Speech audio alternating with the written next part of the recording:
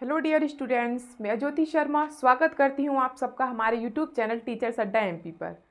तो आज आपका प्रश्नावली 2.2 चलेगी। कल हमने 2.1 कंप्लीट कर ली थी। ठीक है, तो चलिए 2.2 को शुरू करते हैं हम। 2.1 में मैंने आपको कुछ बातें बताई थी, जैसे कि plus minus, minus minus plus minus, minus minus plus. तो बातें सबको याद होनी चाहिए। ठीक है, और ये बताया था कि गुणा में क्या होता है, इधर से उधर चला जाता है तो ऊपर नीचे हो जाता है। ठीक है, इस तरीके से आपको याद रहना चाहिए जो कल बातें मैंने आपको बताई थी। ठीक है, अब आपकी 2.2 प्रश्नावली में क्या है, उसमें काफ़ी सारे क्वेश्चन हैं। तो इतने सारे हम लोग पढ़ पढ़ के बोर हो जाते हैं, तो इसलिए मैंने इसको 2 पार्ट में डिवाइड कर दिया। आधे क्वेश्चन आज करेंगे और आधे क्वेश्चन हम कल की वीडियो में करेंगे। ठीक है, तो चलिए, इसमें आपके नॉर्मली क्वेश्चन नहीं है। इसमें क्या है, आपके ऐसे क्वेश्चन दिए हुए हैं जो आपको थोड़ा समझ के करने हैं। समझ के कैसे, अपना थोड़ा दिमाग यूज़ करना है। ऐसा नहीं है कि उसमें क्वेश्चन दिया है आपको सीधा सीधा हल कर लिया आपने। इसमें क्या है, आपको क्वेश्चन खुद से बनाना है पहले, उसके बाद हल करना है। ठीक है, तो चलें हम अपने पहले क्वेश्चन की तरफ। चलिए हम अपने पहले क्वेश्चन की तरफ चलते हैं। चलिए, पहला क्वेश्चन आपका क्या है, अगर आपको किसी संख्या से, मतलब कि आपको, ये आपको खुद को कह रहा है, अपने आप पे लेके देखो क्वेश्चन। अगर आपको किसी संख्या से 1/2 घटाने पर, मैंने क्या कहा था कल, अगर कोई संख्या मैथ में नहीं दी है तो हम उसको मान लेते हैं। कुछ भी मान सकते हैं, एक्स वाई जेड, कुछ भी, एवरीथिंग। ठीक है, तो अगर आपको किसी संख्या से किसी संख्या दी है, मतलब कि हम इसको एक्स मान लें, कोई समस्या नहीं है, मैं इसको एक्स मान लेती हूं। अगर आपको किसी संख्या से 1/2 घटाने, 1/2 घटाना है, 1/2 घटाने, अपनी अपनी बुक खोल के बैठिए सामने। ठीक है, घटाने और परिणाम को 1/2 से गुणा करने पर, अब परिणाम भी नहीं दिया इसमें और संख्या भी नहीं दी, तो देखो उसने क्या बोला है, अगर आपको किसी संख्या से 1/2 घटाने पर जो परिणाम आया है, परिणाम क्या आया है पता नहीं, तो मैं y मान लेती हूँ उसको। ये y क्या मान लिया मैंने, परिणाम। ठीक है, ठीक है, परिणाम को 1/2 से गुणा करने पर, परिणाम को क्या करवा रहा है, मतलब y को क्या करवा रहा है, 1/2 से गुणा करवा रहा है। परिणाम को 1/2 से गुणा करने पर 1/8 प्राप्त होता है। क्या प्राप्त हो रहा है बेटा, 1/8। मैंने कुछ नहीं किया इसमें, सब क्वेश्चन नहीं बोला है अभी तक, मैंने कुछ नहीं किया, ये मैंने सिर्फ क्वेश्चन बनाया है। अभी आंसर तो अब करना है आपको। देखो कैसे बनाया, दोबारा देख लेते हैं। अगर आपको किसी संख्या से मतलब x मैंने मान लिया, x में से 1/2 घटाने पर, 1/2 घटाने पर क्या परिणाम मैंने क्या मान लिया, y। उस परिणाम को 1/2 से गुणा करने पर, उस परिणाम को, ये जो परिणाम है y, इसको 1/2 से गुणा करने पर आपको 1/8 प्राप्त हो रहा है। क्या प्राप्त हो रहा है बेटा, 1/8 प्राप्त हो रहा है। ठीक है, तो अब हम इसको सॉल्व कर लें। देखो इसको तो हम सॉल्व नहीं कर सकते, क्यों, क्योंकि इसमें कोई नंबर्स ही नहीं है, सिर्फ 1/2 दिया है, लेकिन इसको सॉल्व कर सकते हैं y वाले को। ठीक है, तो पहले हम y का मान निकाल लेते हैं। तो y बराबर, देखो ये y के साथ 1/2 क्या है, गुणा में है। मैंने कल बताया था जो भी चीज गुणा में या भाग में होती है, तो जो नीचे की ऊपर होती, नीचे वाली ऊपर हो जाएगी और ऊपर वाली नीचे हो जाएगी, मतलब कि उल्टा हो जाता है। तो यहाँ पे 1/8 है, तो ये जो 1/2 जब इधर जाएगा तो ये उल्टा हो जाएगा। 1/2 की जगह बेटा कैसे हो जाएगा, 2/1। आ गया समझ में। अब हम इसको काट लेते हैं, 2 एकम 2, 2 चौक 8। तो कितना आया बेटा, y बराबर, इधर ही लिख देती हूँ, y बराबर, ऊपर कितना है 1, नीचे कितना है 4, 4 एकम 4, तो y बराबर बेटा आपका क्या आया, 1/4। इतना आ गया समझ में, y का मान निकाल लिया। अब क्या पता चल गया हमें परिणाम पता चल गया। हमारा परिणाम क्या है, 1/4। ठीक है, तो हम अब x भी निकाल लेंगे। इसमें दिया है x माइनस 1/2 बराबर y मतलब क्या है, 1/4। अभी निकाला है y बराबर 1/4, तो मैं 1/4 लिख लेती हूँ। ठीक है बेटा, उसके बाद x बराबर, ये देखो ये क्या है, माइनस में है 1/2, तो जब ये इधर जाएगा तो कैसे हो जाएगा, प्लस में। माइनस में है तो प्लस में हो जाएगा, और प्लस में होता बेटा तो माइनस हो जाता। ठीक है, तो 1/4 ये इधर गया माइनस का 1/2, तो इधर जाके प्लस का 1/2। सिंपल सी बात है, यहां तक कोई समस्या नहीं है। फिर x बराबर 4 का और 2 का एलसीएम ले लेते हैं, कितना आएगा 4। ठीक है, ऊपर क्या आएगा 4 एकम 4 मतलब 1 प्लस 2 दूनी 4, तो 2 की गुणा करेंगे 1 में, 2 एकम 2। ठीक है, आगे समझ में। x बराबर 2 और 1 कितने हो गए 3, 3/4। ये आपकी वो संख्या आ गई जो इसने कहा था। तो कहता ना, अगर आपको किसी संख्या से, तो जो किसी संख्या है वो ये है 3/4। अगर 3/4 में से 1/2 घटाएंगे तो परिणाम आपका 1/4 आएगा, और उसको गुणा करेंगे तो 1/8 आ जाएगा। आ गया समझ में? कितना सिंपल क्वेश्चन था। ठीक है, दूसरे क्वेश्चन पर चलते हैं। इसमें कोई समस्या तो नहीं है। चलिए अब आप अपना दूसरा क्वेश्चन पढ़िए। दूसरा क्वेश्चन आपका क्या कह रहा है, देखिए दूसरा क्वेश्चन आपका क्या कह रहा है। एक आयताकार तरणताल, तरणताल का मतलब क्या होता है बेटा? तरणताल का मतलब होता है आपका स्विंग पुल। स्विंग पुल सबने देखा है, स्विंग पुल कैसा होता है बेटा? स्विंग पुल आप सबका ऐसा होता है, आयत की तरीके से, आयत। ठीक है, आयत के तरीके से होता है स्विंग पुल। एक आयताकार तरणताल की लंबाई उसकी चौड़ाई के 2 गुने से 2 अधिक है। ना तो हमें इसमें लंबाई पता और ना हमें इसमें चौड़ाई पता। ठीक है, तो इसने क्या कहा, तरणताल की जो लंबाई है वो क्या है, चौड़ाई के 2 गुने से 2 अधिक है। तो चौड़ाई को हम क्या मान लेते हैं, ये चौड़ाई है, इसको मैं क्या मान लेती हूं, x। ठीक है, माना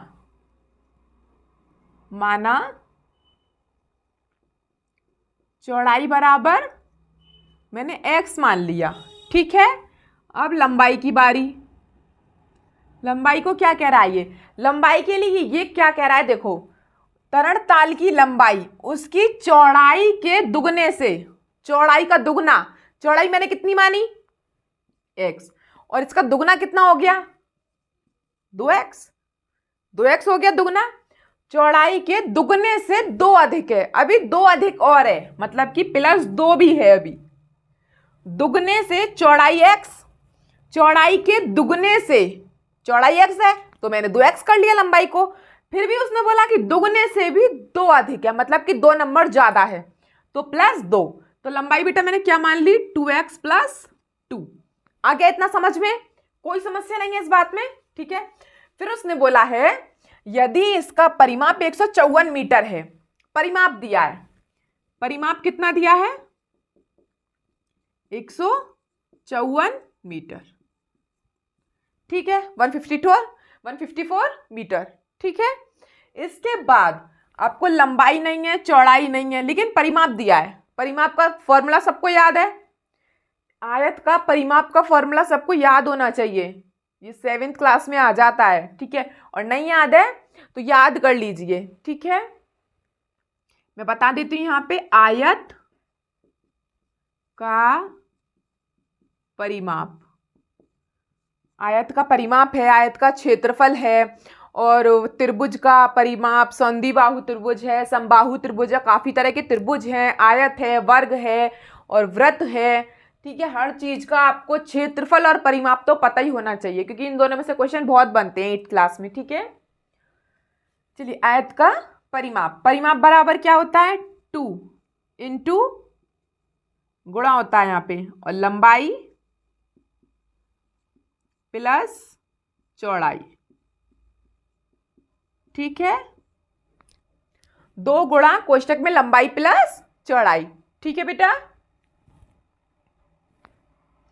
तो हम आयत का परिमाप कितना दे रखा है आपको 154। अब इस फॉर्मूले में हम ये सारे मान रख देते हैं। आयत का परिमाप कितना 154 बराबर 2 गुणा लंबाई क्या दी है 2x + 2,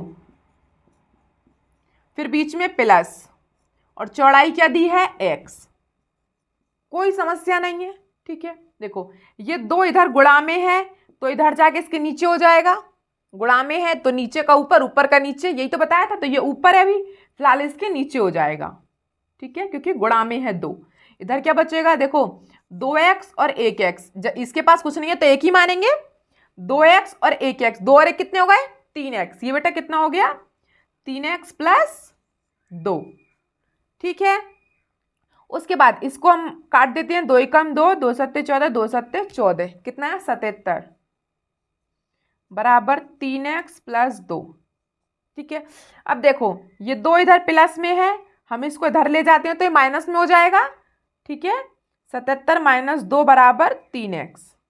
77 में से 2 गया, कितने बचेंगे 75 बराबर 3x। ठीक है, अब मैंने बताया था ये 3x है, मतलब कि इन दोनों के बीच में क्या है गुणा है। इनके बीच में क्या है बेटा गुणा, जहां कुछ नहीं होता है और जहां एक संख्या हो और एक अपना अल्फाबेट हो, मतलब कि एक्स वाई जेड कुछ भी हो, वो आपका क्या होता है उनके बीच में गुणा होता है। तो 3x के बीच में गुणा है इनके बीच में, मतलब कि इस प्रकार से है, देखो 75 गुणा 75 बराबर 3 गुणा x। अब ये गुणा में है तो इसको मैं नीचे ले जाऊं, ठीक है, इसके नीचे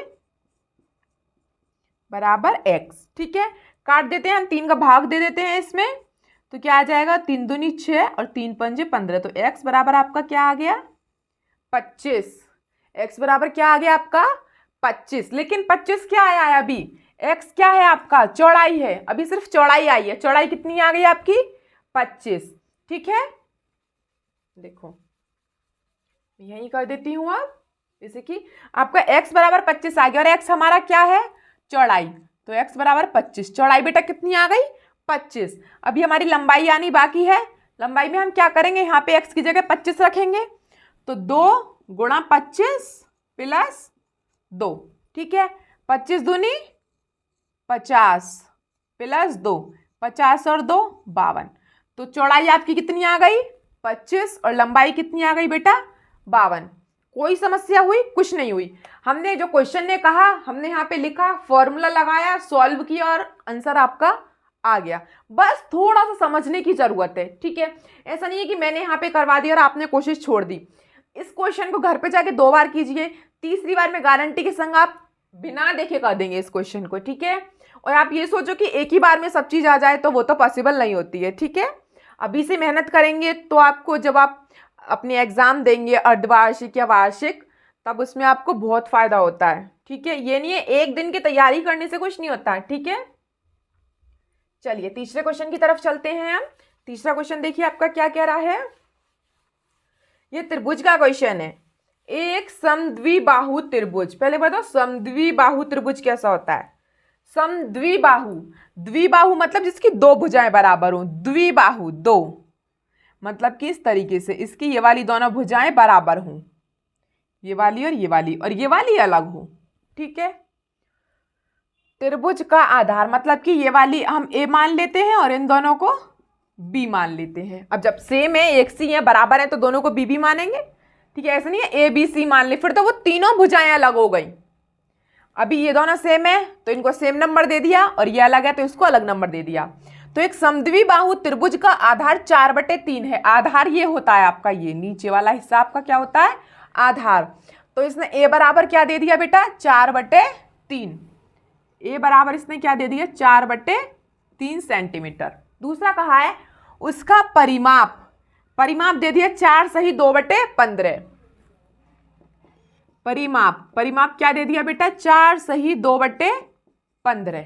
ठीक है, तो हम पहले इसको सॉल्व कर लेते हैं। आपको भिन्न बनाना आता होगा सबको। 15 चौका, पहले नीचे वाले की गुणा करते हैं और ऊपर वाले को जोड़ देते हैं, है ना। 15 चौका 60, 60 और 2 62/15। ठीक है, कोई समस्या नहीं है इतने में, हमने इसको भिन्न बना लिया। ठीक है, इसको अलग कर देते हैं हम चित्र को। फिर उसकी 2 बराबर भुजाओं की माप याद करो। ये जो दोनों बराबर भुजाएं हैं मतलब कि b का मान निकालना है हमको। अब b का मान हम तब निकाल सकते हैं जब हमें इसका फॉर्मूला याद हो, परिमाप का। क्षेत्रफल का तो इसमें कोई जिक्र नहीं है, परिमाप दिया है तो परिमाप का फॉर्मूला याद होना चाहिए आपको।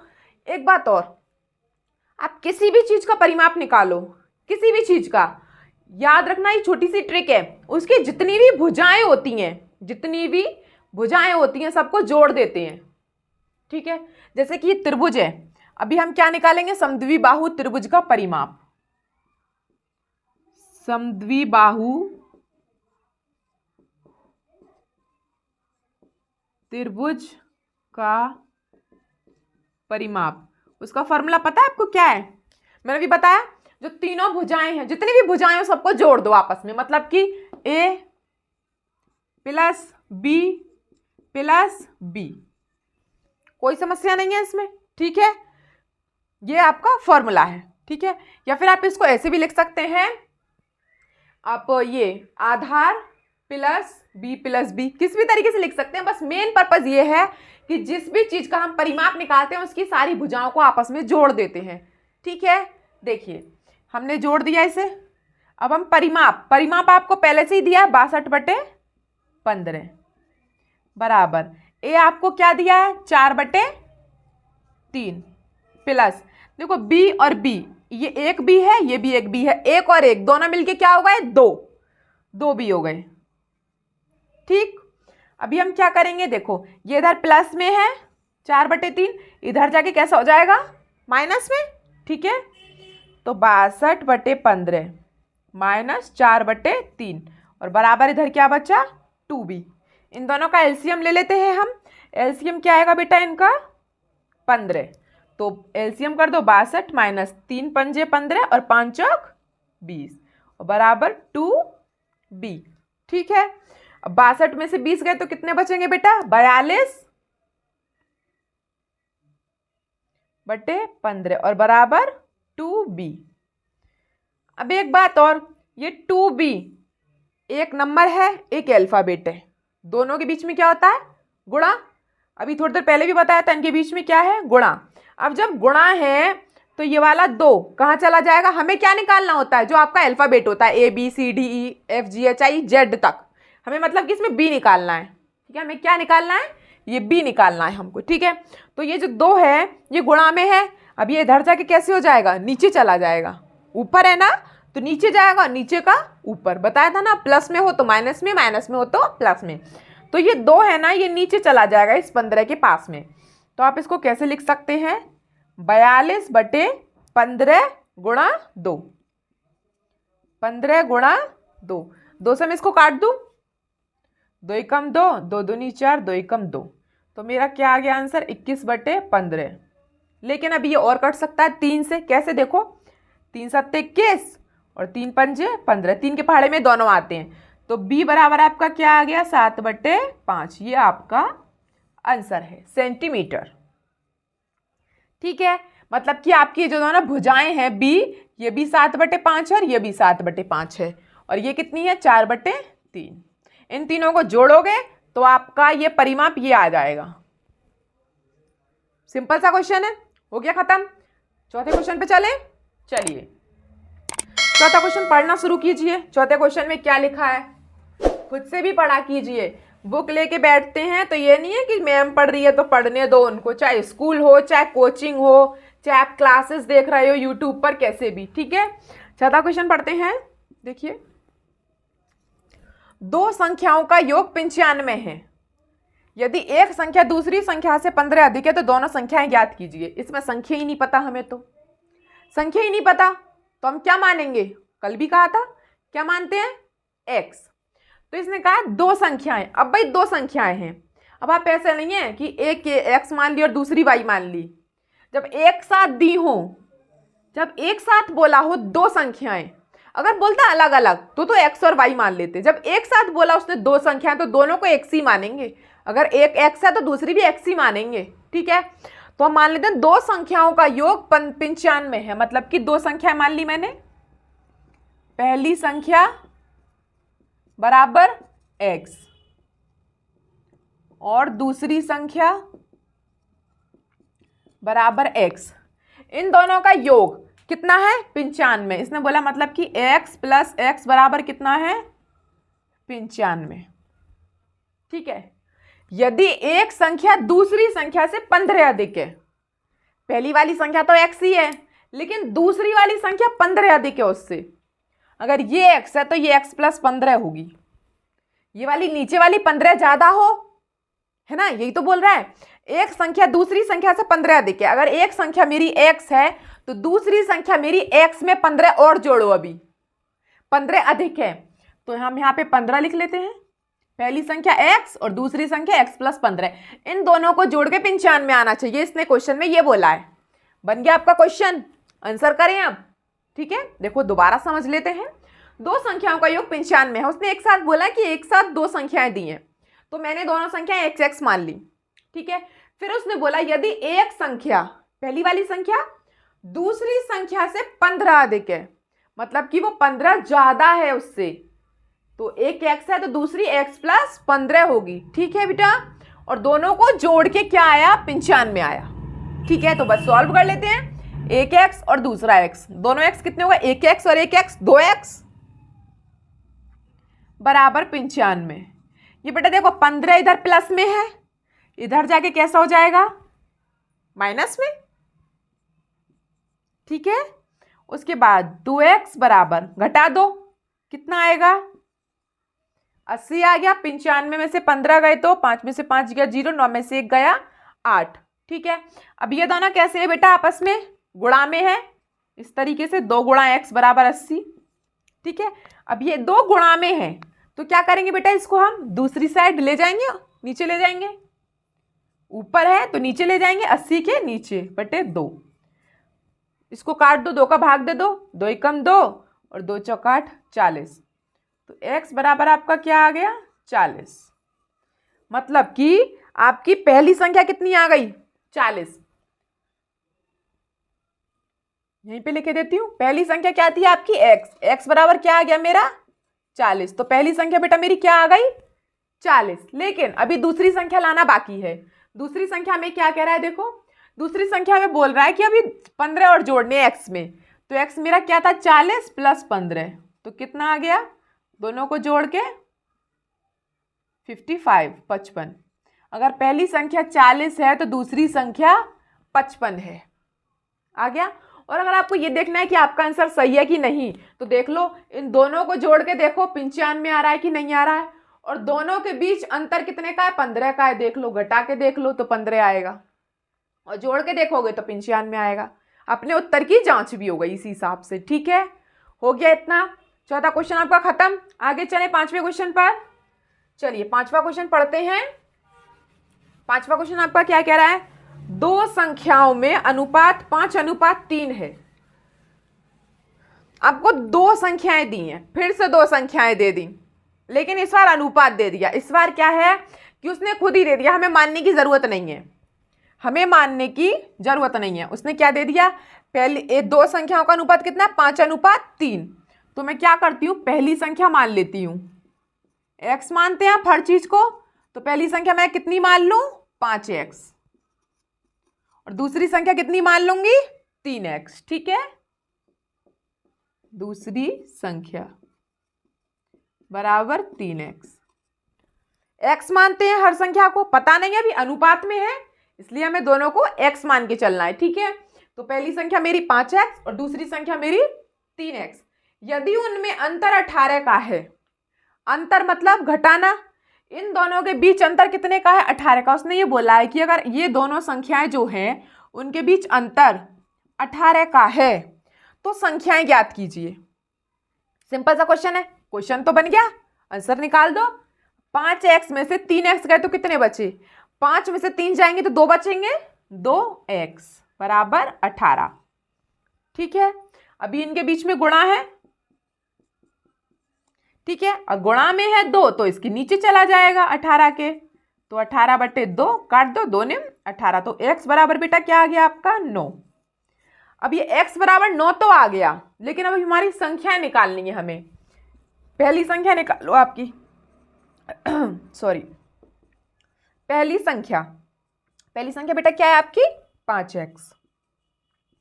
तो 5 आपको क्या दिया है, सॉरी x आपको क्या दिया है 9, तो ये x गुणा में होता है, सबको पता है। तो 5 × 9, 5 ने 45, तो पहली संख्या बेटा कितनी आ गई आपकी 45। ठीक है, फिर दूसरी संख्या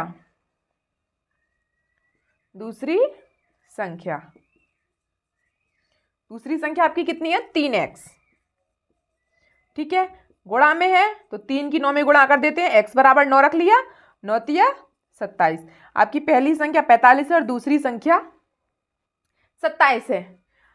उत्तर की जांच करनी है, दोनों घटा लो, घटा के कितना आएगा, 18 आएगा। तो इससे अपने उत्तर की जांच भी हो गई। ठीक है, आगे चले छठे क्वेश्चन पर।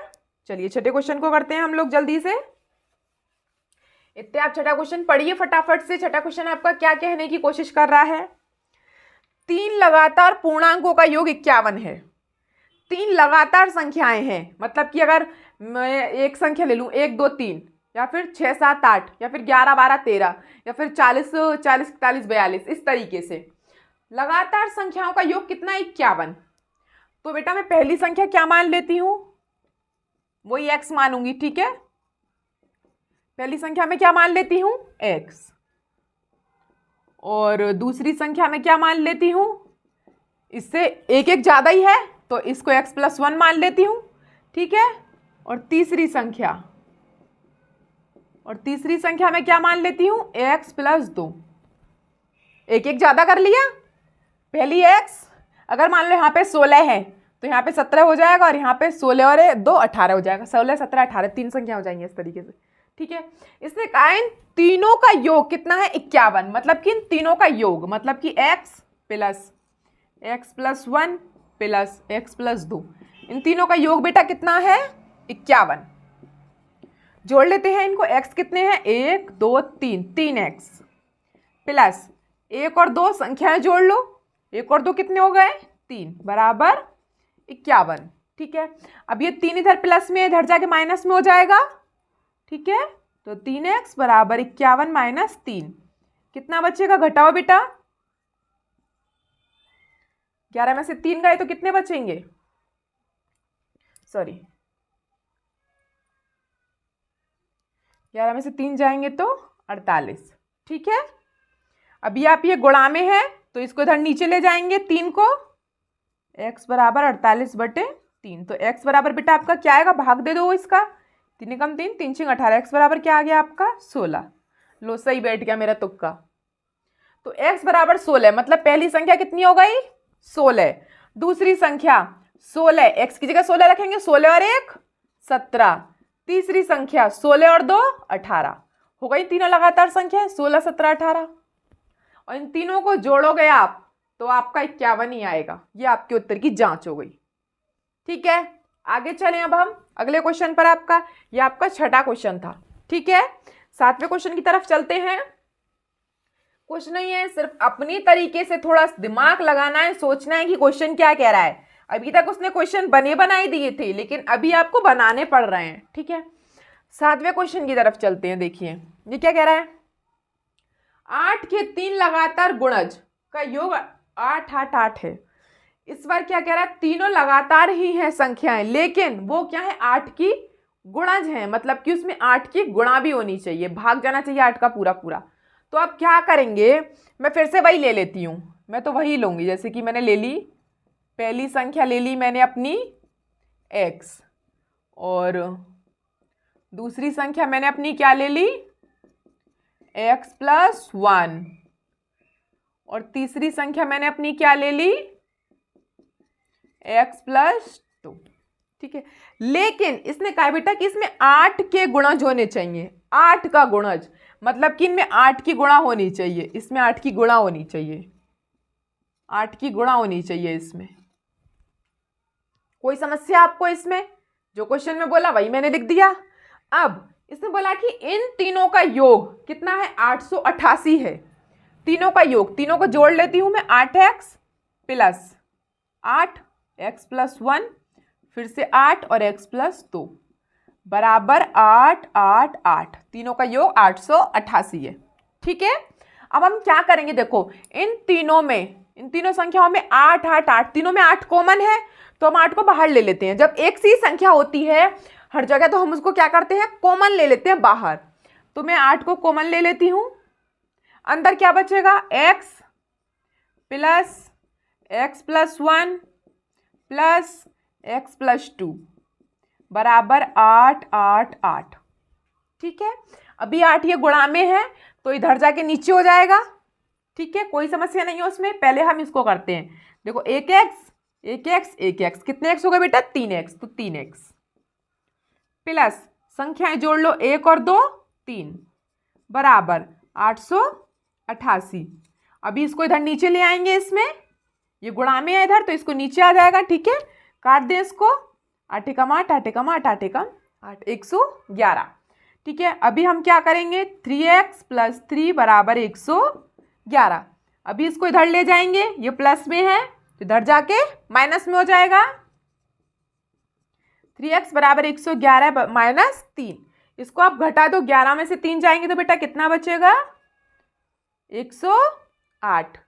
ठीक है, अभी x बराबर कितना हो जाएगा, ये 3 गुणा में है तो इधर आके नीचे हो गया, तो 108/3 बराबर 3 तिया 9 और 3 6 18।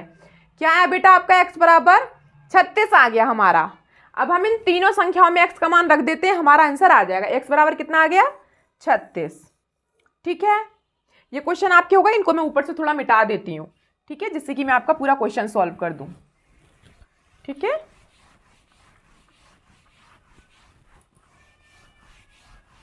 देखिए जैसे कि ये आ गया आपका 36। x बराबर कितना आ गया बेटा हमारा, 36। ठीक है, तो आपको पहली संख्या क्या थी, 8x, मतलब कि 8 गुणा 36। तो कितना आ गया बेटा, 8 की 36 में गुणा करो, 8 × 48 का 8, हंसी लगी 4, 8 × 24 और 4 28। पहली संख्या क्या आ गई, 228। दूसरा देखो 8, अंदर क्या है x, मतलब कि 36, 36 + 1, तो 36 और 1 कितना हो गया, 37। 37 की 8 में गुणा कर दो, 8 × 7 = 56 की 6, हंस लगी 5, 8 × 24 और 5 29। ठीक है, दूसरी संख्या आ गई आपकी 296। तीसरा देख लेते हैं, 8, x की जगह क्या रखोगे, 36 + 2, 36 और 2 बेटा कितने हो गए आपके, 38। गुणा कर लो दोनों की, 2 × 2 = 64 का 4, हंस लगी 6, 8 × 24, 24 और 6 30। आ गई आपकी तीनों संख्याएं। ये तीनों संख्याएं आपकी 8 की गुणज है। इन तीनों को जोड़ोगे आप तो 888 आएगा। ये आपके उत्तर की जांच हो गई। ठीक है, हमारा लास्ट क्वेश्चन रह गया है आज का, उसको और कर लेते हैं फटाफट से। चलिए पढ़ते हैं हम अपने 8वां क्वेश्चन। क्या कह रहा है आपका 8वां क्वेश्चन, देखिए 8वां क्वेश्चन आपका कह रहा है 3 लगातार पूर्णांकों के बढ़ते क्रम। फिर से 3 संख्याएं लेनी है भाई हमको, तो ले लेते हैं। पहली संख्या कितनी ले ली मैंने, x। फिर से दूसरी संख्या क्या ले ली मैंने, x + 1। और तीसरी संख्या बेटा मैंने क्या ले ली, x + 2। क्योंकि बोला है उसने लगातार पूर्णांक बढ़ते क्रम में लेकर उन्हें, अभी तक हमने किससे गुणा किया था, 8 से। क्यों, क्योंकि वो 8 के लिए बोल रहा था। अब इस बार वो क्या बोल रहा है कि 2 3 4 से गुणा करना है। किससे, 2 3 4 से। 2 3 4 मतलब कि इसको 2 से, इसको 3 से और इसको 4 से गुणा कर योग करने पर, तीनों को जोड़ने पर योगफल 74 प्राप्त होता है। मतलब इन तीनों को जोड़ने पर, जोड़ देते हैं तीनों को, 2x, अब ले लेते हैं 3x + 1, फिर 4x + 2 बराबर कितना आ रहा है, 74 प्राप्त होता है। ठीक है, सॉल्व कर लेते हैं इसको हम। ये 2x का 2x ही रहेगा, प्लस पहले हम इसके अंदर गुणा कर लेते हैं, 3 की x में करेंगे तो 3x प्लस और 3 एकम 3। ठीक है, अंदर इस प्रकार से गुणा करते हैं। जो बाहर वाली संख्या होती है पहले इस वाले में फिर इस वाले में। ठीक है, प्लस फिर 4 की करेंगे x में 4x और फिर 4 की करेंगे 2 में, तो 4 दूनी 8। ठीक है बेटा, बराबर कितना है आपका 74। तो जो x वाली संख्याएं हैं उनको जोड़ लो। देखो 2 और 3 5, 5 और 4 9, 9x है हमारे पास। प्लस अब जो खाली डिजिट है जैसे कि 3 और 8, 8 और 3 कितने हो गए 11, बराबर कितना है आपका 74। अब प्लस में है 11 तो इधर जाके माइनस में हो जाएगा। ठीक है, तो 9x बराबर 74 - 11, तो 9x बराबर 74 में से 11 गए तो बेटा कितना बचेगा, 4 में से गया 3, 7 में से गया 6। ठीक है, अभी ये 9 गुणा में है तो इसको इधर नीचे ले जाएंगे हम, इसके यहाँ पे कर देती हूँ। जैसे कि ये 9 गुणा में है x के 63, तो मैं इसको नीचे ले जाऊंगी इसके, x बराबर 63/9, 9 एकम 9, 9 सत्ते 63, तो x बराबर बेटा आपका क्या आ गया 7। ठीक है, अब हमारा x आ गया। अब हमें अपनी पहली संख्या, दूसरी संख्या, तीसरी संख्या और निकाल लेते हैं। जैसे कि 2x मतलब कि 2 और x की जगह पे क्या रखोगे आप, सॉरी 7। क्या रखेंगे आप? 7। तो पहली संख्या आपकी क्या हो गई? 7 दूनी 14। दूसरी संख्या है आपकी जैसे कि 3, अंदर क्या है? x, मतलब कि 7 + 1, 7 और 1 कितना होता है? 8। तो 8 तिया 24। दूसरी संख्या आपकी क्या हो गई? 24। तीसरी संख्या पूछिए अब 4, x मतलब कि 7, 7 और 2 9। ठीक है, तो 4 × 9, 4 नेम 36। तो आपकी तीनों संख्याएं क्या हो गई बेटा? 4, 24, 36, जो कि आपकी 2, 3, 4 से गुणा करने पर ही आएंगी। ठीक है, आज तक की आपकी क्लास इतनी थी, फिर ज़्यादा लंबी हो जाती। हम 16 के 16 क्वेश्चन करते तो शायद हमको 1.5 घंटा हो जाता। ठीक है, इसलिए 8 क्वेश्चन आज करवा दिए मैंने। 8 क्वेश्चन आपको मैं नेक्स्ट वीडियो में करवा दूंगी। तो मेरी वीडियो को देखने के लिए आप सबका बहुत बहुत धन्यवाद। और मेरी वीडियो को प्लीज़ लाइक कीजिए, सब्सक्राइब कीजिए और शेयर कीजिए। और मेरी वीडियो पे आने के लिए आप सबका बहुत बहुत धन्यवाद। मिलते हैं आपसे अगली क्लास में, तब तक के लिए हैव ए गुड डे।